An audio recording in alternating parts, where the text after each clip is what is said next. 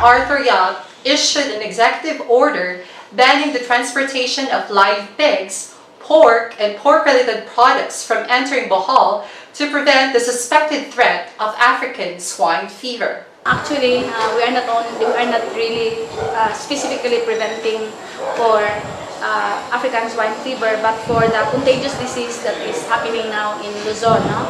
Okay. So the disease in the province, fortunately, our governor is very proactive in addressing the situation.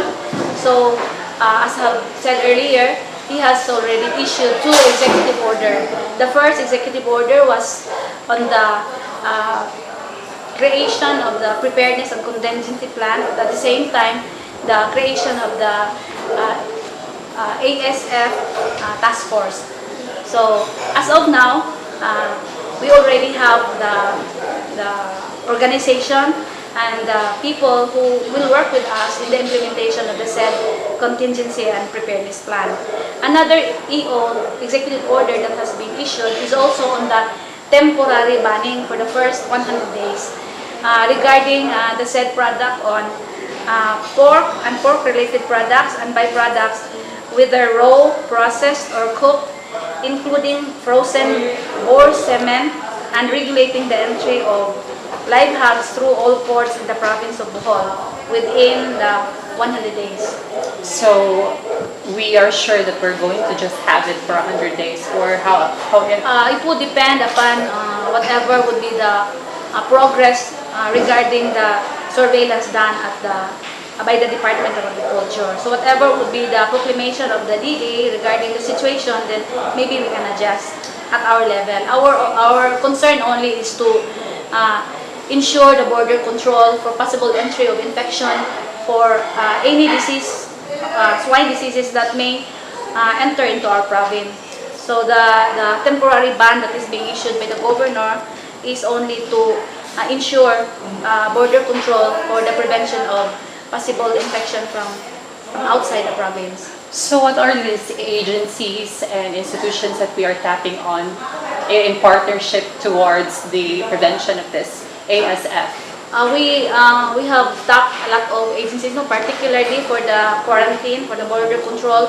We tapped the assistance of the Philippine Port Authority, the Philippine Customs, even the CAAP, Civil Aviation Authority, also the Port Police, municipal LGUs, the quarantine from the Bureau of Animal Industry, and for that is for the quarantine, no, for the border control.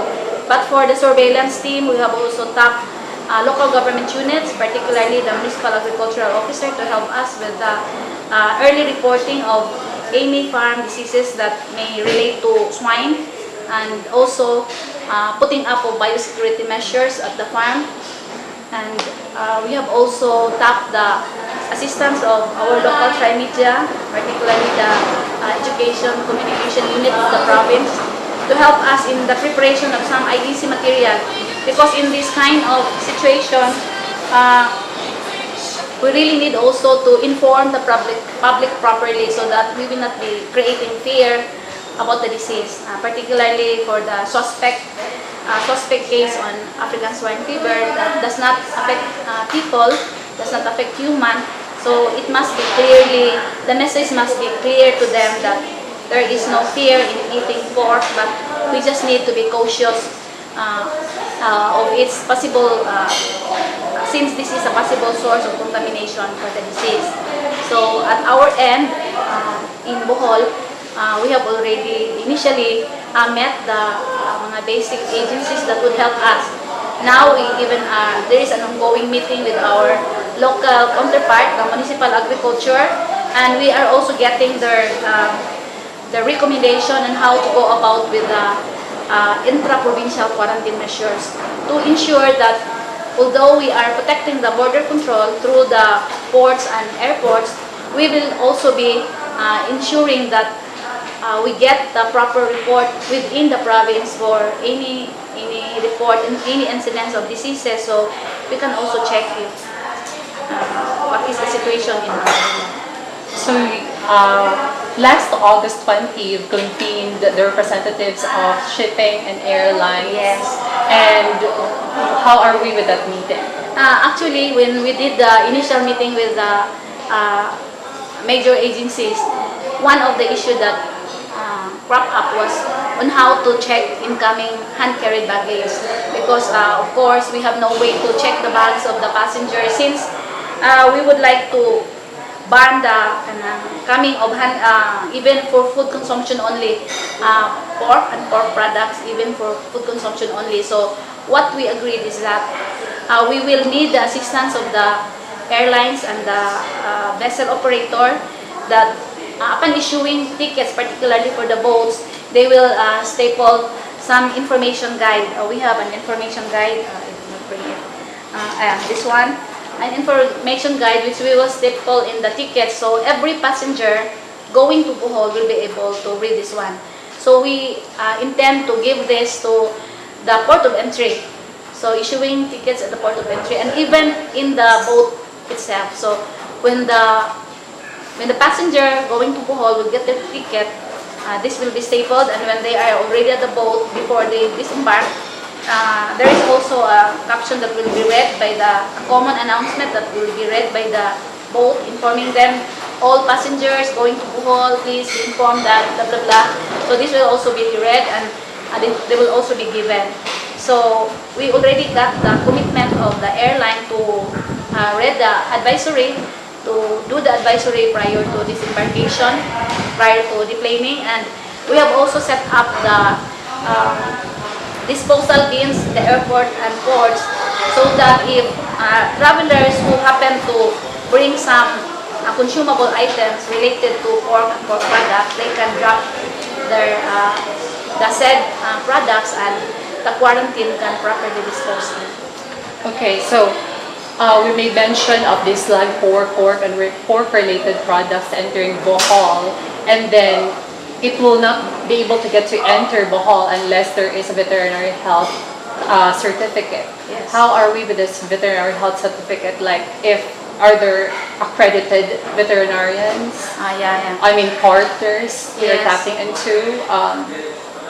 Actually, that is already an existing order by the Department of Agriculture. Even without this ASF fair, even without the other diseases, but that is already part of the veterinary quarantine service. So all shipment of animals, any form of animals, meat and meat products, there is really a basic requirement. For example, for meat and meat products, to enter the province or to enter anywhere in the Philippines within the island, they require for certificate of meat inspection. Certificate of meat inspection by the NMIS. Then upon issuance of the COME or certificate of meat inspection, they will get the shipping permit from the veterinary quarantine officer in the port of entry. Exit, I mean. As to the prevention of ASF, all provinces, not only Bohol, are doing this. But we are very proud that our Governor Arthur Yap, is really very proactive. He is the first governor, I think, who even send letters to other governors to do the same, because it would be better that if we do this proactive action, all other provinces will also do the same, so that there would be synchronized action and it wouldn't be difficult for us to implement our share. For example, if we do this, we implement these things, and then the other provinces are not doing it, so the clients or the shippers would be very upset. Why is it that it's only in Bohol? But if we do it together, other provinces do their share, we do our share, so we ensure that we don't allow shipment of we only allow healthy animals to go to their area, and they only allow healthy animals to go to our place, then the disease prevention and control can be done easier than